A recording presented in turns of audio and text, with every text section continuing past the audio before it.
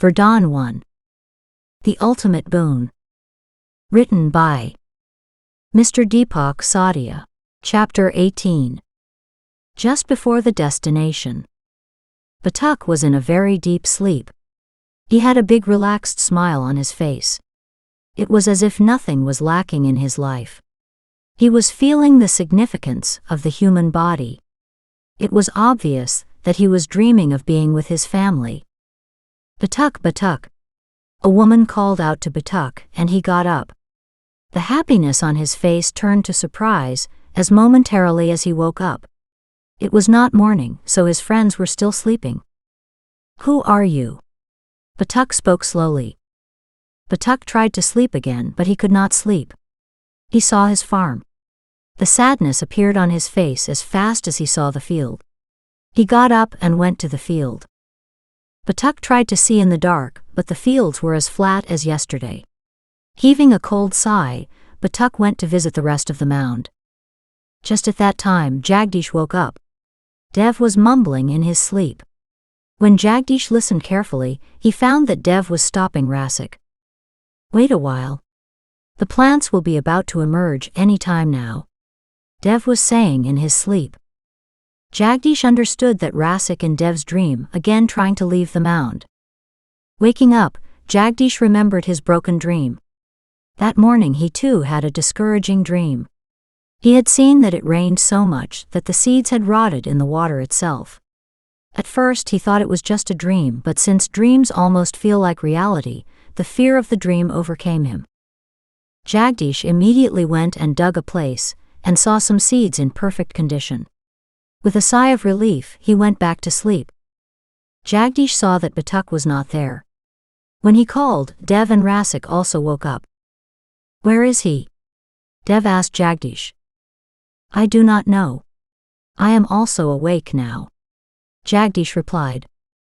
But why are you awake at this hour? Frustrated Rasik asked.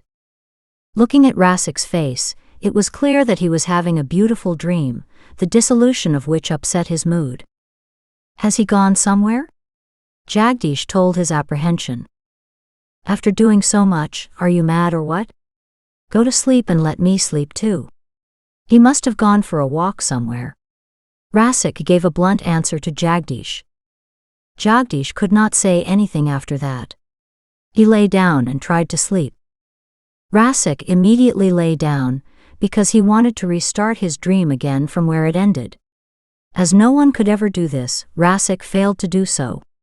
He irritated and woke up both of them, who had somehow managed to sleep again.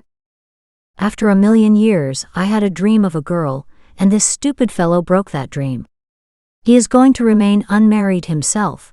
He is working on a plan to keep me as himself, Rasik said, taking out his anger on Jagdish. Jagdish didn't know whether to apologize or get angry. If Jagdish was not there, you would not have even remembered your dream. Dev tried to pacify him by saying. Rasik made such a face as if Dev considered him such a big fool that Dev would say anything and Rasik would accept it. I'm telling you the truth. We only remember those dreams that are broken. Do you ever remember a dream that reached its end? Every story starts somewhere and ends somewhere, but no one remembers where the dreams started and where they ended. Where the ongoing dreams were broken, only that is remembered. It's because the dream that breaks, only that dream is remembered. Dev explained the science of dreams and lay back down. Scientist Rasik churned on the information given by Dev. When he realized the truth, he thanked Jagdish and woke them up again. Then no one could sleep. But no one moved from his place. While lying there, they fantasized. They were dreaming while awake. The sowing was done, so now their job was to wait. Wait for the plants to emerge from the seeds. The pathway just before the destination does not pass easily. Each second seems like a year. That was exactly the feeling of 4 friends on the mound. Everyone's fidgetiness was increasing, and time was not passing at all. Batuk had come for the 4th time after seeing the sun. It was still there. There was wood, there was water, there were fruits, there was grain, and the work on the farm had also been completed. What should I do? Batuk was thinking. How to pass the time was the new mystery for the student of Uttarasadaka Gurukul. Rasik would come after every little while to see the fields, on some pretext or the other. First of all, he goes to his farm. After getting nothing, he looked at the farms of others. When he found his farm-like scenario there, he used to return irritated. One day, Batuk's attention went to his pond as well as to his tool. Batuk proposed to dig another pond to pass the time. All 4 friends were already excited about the pond, so they accepted the proposal immediately. To get rid of the stress of the plants, they started making another pond. They engrossed themselves so much in making the pond that they forgot about the plants. When the second pond was also built, they started making the third pond.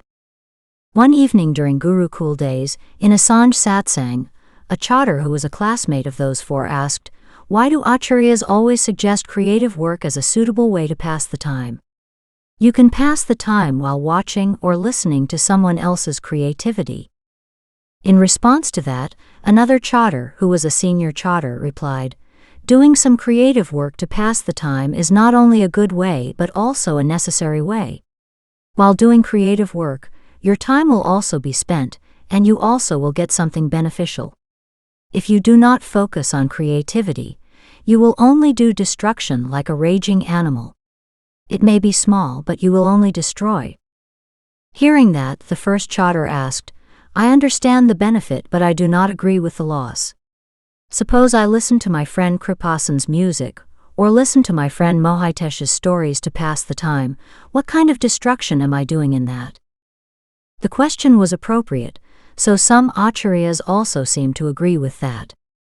The senior chatter went near to that student to answer.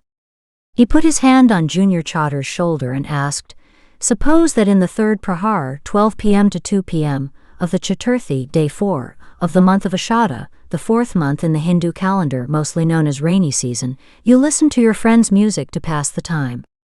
Now think and tell, will that prahar of Ashada ever return in your life?" The first chatter thought and answered no. So in this way, you destructed that one prahar in the name of passing the time. That destruction was as minor as not being visible, but it was destruction anyway. When the senior chatter replied, the whole assembly was stunned. Now think about how much you could have done for yourself in that prahar. A friend's music will always be with him as his capital, but what did you get? Now just think that if you get into the habit of listening to music for one prahar every day, in the name of passing time, think how much time of your life you will destroy. The senior chatter said. After a while, the Pradhanacharya Dipendra himself stood up and greeted the senior chatter. Accepting the greeting, he said, "I had learned all this by losing a lot. No one else should make this mistake, so I am sharing my past and my experience." On that day of Sanj Satsang, all 4 had clapped along with everyone else, but today they understood the deep meaning of those things in a practical way. That's why while digging in the name of passing the time, they indulged in creativity. Time was also passing, and they had 3 ponds too. One morning everyone woke up to the sound of Batuk crying. He was crying bitterly standing near his farm. Everyone got scared and went to Batuk. Batuk was not able to say anything, so he pointed his finger toward his farm. The land of the mound, bearing the brunt of infecundity, had become free from the curse. The tiny yellow plants growing in their fields were proof of that. No one could believe his eyes. They had worked so hard to grow seeds. They knew very well that that would happen one day, yet no one believed it. Dev kept on sobbing, and all 3 cried a lot. Before passing, the rainy season completely filled all the 3 ponds they had built, but there was a decrease in their ration. There was little food left, so all 4 started fasting. No one eats on the first day. For the next 4 days, one eats nothing for the whole day, and the other 3 eat only once. On the 6th day, they eat 2 times, and on the 7th day, they eat all 3 times. Everyone fasts again on the 8th day.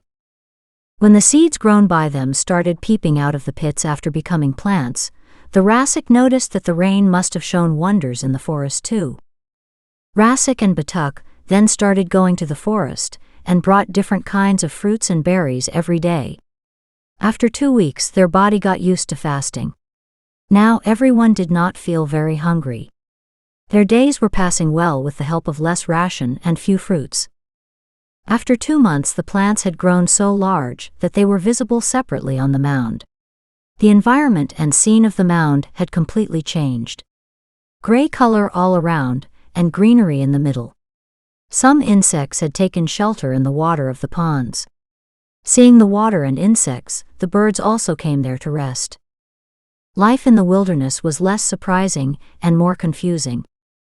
A similar illusion happened to a traveler who started quenching his thirst with the water of a distant river. He had come here many times before. He had complete knowledge of this area. When he saw the greenery on the mound, he understood that the sun and hunger had disturbed his mental balance. The traveler drank a lot of water and jumped into the river. For a long time, he drenched himself with water. When he felt that he was back to normal, he came out. By now he had forgotten the illusion of greenery. While drying the clothes, suddenly his eyes fell on the mound and he got scared. The greenery is still visible. Have I got some serious disease? The traveler said to himself. What a disease God has inflicted. Greenery is visible on the deserted hill. O Lord, forgive my sins. Save me, God. Saying, the traveler ran away with the horse. The traveler came a long way, but the view of the mound could not be removed from his eyes. I have seen many illusions, but can an illusion be so beautiful as well? The traveler went on. If it looked so beautiful from afar, how would it look from up close? The traveler stopped the horse. At the time of destruction, wisdom often starts creating illusions. Saying, the traveler turned the horse. The traveler quickly moved towards the mound. The view of greenery in uninhabited was so enticing that he came there knowing it to be an illusion. The traveler's big eyes kept getting bigger and bigger as he came towards the hut on the mound. He was very happy to see the pond, hut, crops and birds there. Oh my Lord, have I not died? The traveler said so in fear, as he thought that he just entered heaven as a soul. The 4 friends came out of the hut after hearing the voice of the traveler. It really took some time for the traveler to believe that he was still alive and there was no illusion on the mound. The traveler was so happy that he gave them his remaining chickpeas and jaggery with great respect. After 10 days, all 4 felt very good after eating something. All 4 of them seemed to be majestic young men to the traveler, and for all of them he was a great man. Some time ago, the traveler, who was seeking forgiveness from God for his sins, had no idea of how many blessings he had unknowingly taken from these hungry people. When friends ate grains after so many days, they felt that now this difficult time is going to end. They requested the traveler to go through their Gurukul and describe everything to the Pradhanacharya that he saw at the mound, so that he would know that his 4 shishas had completed their last examination in 8 months and 10 days.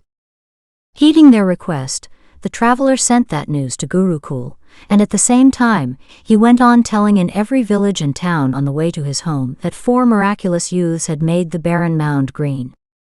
Whoever heard did not believe. But they could not stop themselves from coming up to the mound. People reached the mound. They saw the wonder and wonderful boys with their own eyes. With the desire to get some virtue, they gave them something to eat. After returning, they told every possible creature about majestic boys and their wonderful mound. The Pradhanacharya had taken an estimate of the crop from the traveler. When he felt that the crop would be ripe, he took the shishas with him and went towards the mound. The Pradhanacharya Dipendra had no idea of what he was going to see on the mound. He had thought that all 4 would be found cursing him in bad condition. But he was stunned to see their hut, farm, ponds and health. Due to the people coming from far and wide, the mound was looking like a haunt of a fair instead of a deserted one. All 4 shishas were engrossed in talking to the people. As momentarily as they saw Gurudev, they ran to him and took his blessings. Only the shishas of Acharya Krishna, Chandra, Shastri's Uttarasadaka Gurukul, have the ability to make an uninhabited state a fairground. Just because of all of you, animals and birds have also got shelter here. This is highly commendable, Shishas. Let me tell you a secret, you have done what even I could not do. When the Pradhanacharya Dipendra told, the chests of all four became wider with pride. It's true, kids. Once in my youth I felt in seclusion, then I came here. Even after trying hard, I could not even grow grass here. Today not only did you make the impossible possible, but also taught me that with friends you can do anything. The Pradhanacharya said, happily.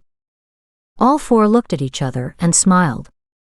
Gurudev, I am sorry, but a question has come to my mind, Dev said.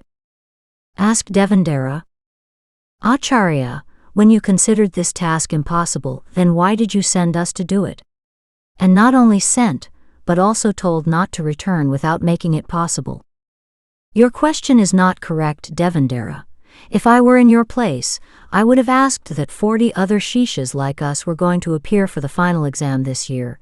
Then why were we sent for this impossible exam? The Pradhanacharya said with a twinkle in his eyes. All four, including Dev, were surprised to hear this. This question had not crossed their mind even once in the last 9 months. This question was valid as well as important. All four of you have been together ever since you came to Gurukul. Have you all ever thought about it? When the Pradhanacharya asked, everyone was again surprised. None of them ever thought about it. In many years so many children have come and gone. Many friends became close friends, but no one was like them. All four had done everything together since childhood. Patak remembered Rasik's words when he told his friendship was paramount. All four of them were close friends, even though they were each other's rivals in every subject.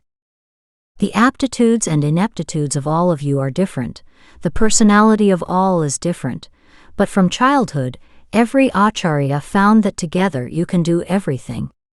Hardly all four of you realize who is the youngest person in the history of Uttarasadaka Gurukul to achieve higher education. It is not one, it's 4 of them.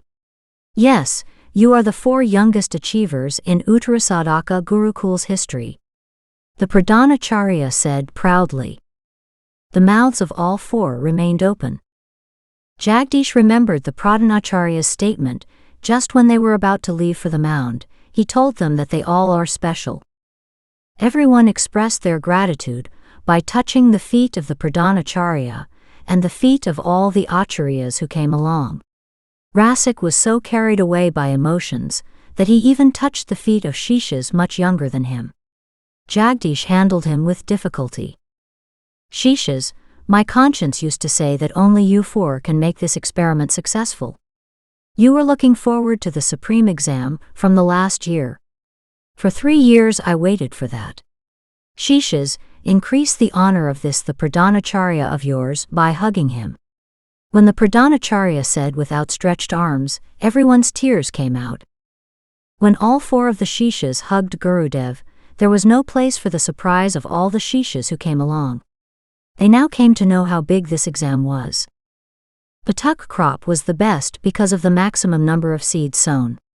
He was given the title of top Shisha for the best crop.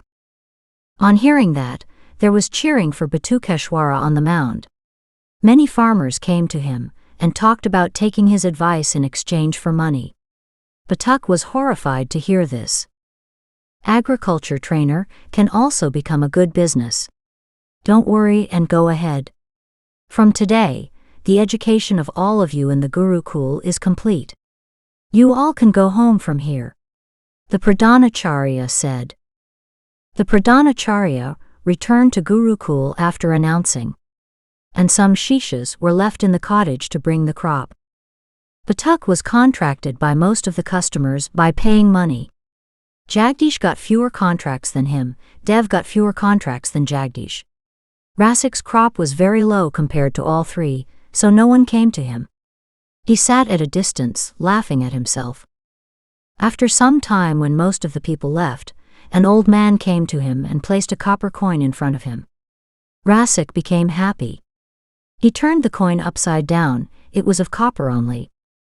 You really want me to do the work? Yes, I can't afford to hire them. Will you help me at this cost? Sure, uncle, if you trust me. You have indeed grown lesser crops, but you have grown crops in stones, so there is no question of not trusting. All four were happy as Rasik got a job too. Having promised to meet again at the same place after 4 years, everyone went to their respective homes. When all four had come here, they had no special knowledge of agriculture, but while leaving they had become knowledgeable about agriculture. The biggest thing is that farming has also become their profession. They were taking the money to homes. Everyone remembered the Pradhanacharya's words that, "This test will teach you a lot." Even after going a long distance, everyone was looking at the mound by turning around.